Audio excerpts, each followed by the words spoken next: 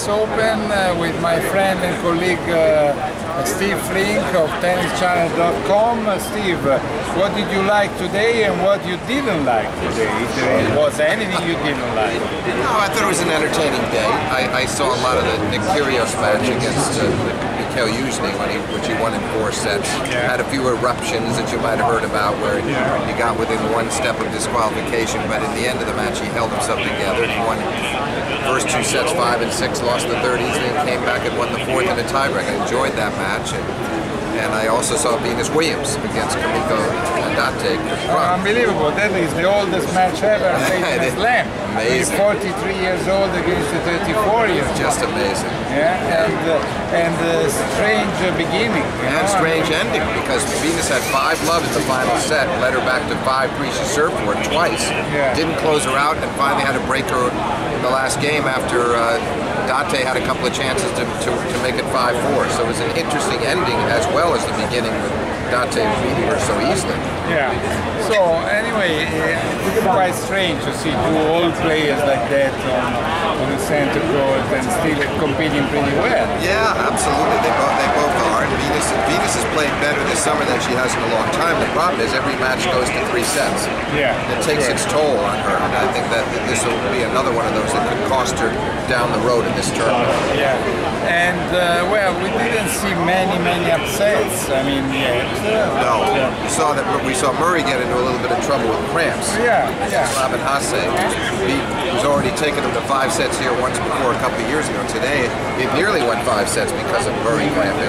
Yeah. But Murray pulled out the 4th set from 5-3 down. It was strange because they both called the physio at the same time, more or less. Yeah. And we didn't know who was going for which player. Yeah, that's true. But I'm happy that Murray came. I'd like to see him stay in there and get a chance to play Djokovic in the quarters, because that could be a very interesting and hard-fought quarterfinal match. Yes, as an Italian, I was pretty disappointed by the loss of Camilla Giorgi, because she's number 31 in the world, her best ranking, and she lost to Rodionova, who came out of the qualifying, and she's only 221.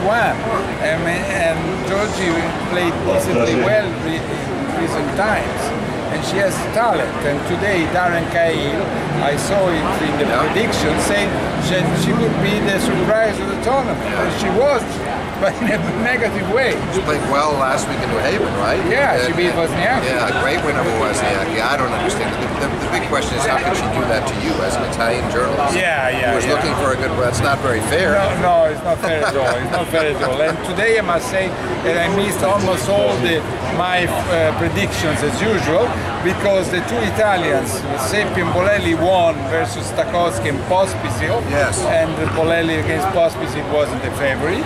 And then the 2 girls, I mean, Giorgi, Knapp, they lost. So I mean, from an Italian point of view, you may not be very much interested on, but no, that was a lot of important players out there for you. And what about the American, the young girl Collins, who was won the first set? She played well, and then she gave Halep a good battle in the 3rd set too. I was impressed with her. She didn't seem intimidated at all by playing number 2 player in the world. Not at all. Do you think Halep deserves to be number 2 in the world?